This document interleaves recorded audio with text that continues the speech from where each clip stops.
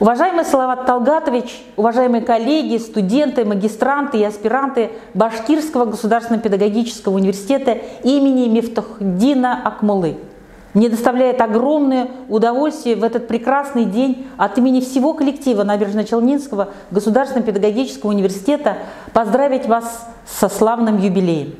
Акмуллинский университет прошел большой путь становления и развития. За 55 лет он стал прекрасным образовательным, научным и культурным центром. Тысячи выпускников получили здесь прекрасное образование. В настоящее время университет продолжает динамично развиваться. В этом мы убедились сами, когда Башкирский государственный педагогический университет принимал у себя участников совещания по реализации проекта «Учитель будущего поколения России». В университете создана хорошая материально-техническая база, которая позволяет студентам не только получать необходимые профессиональные знания, но и полностью реализовывать свой потенциал. Пусть и в будущем вуз продолжает традиции и приумножает достижения. Татарстан и Башкортостан издавна связывают культура, язык, традиции. Между республиками налажены крепкие экономические связи.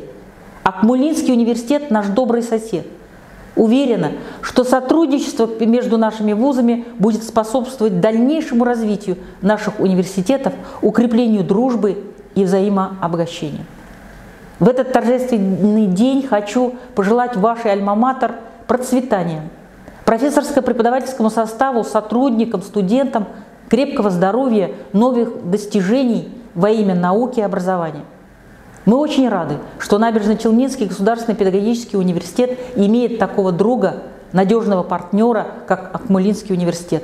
С юбилеем вас!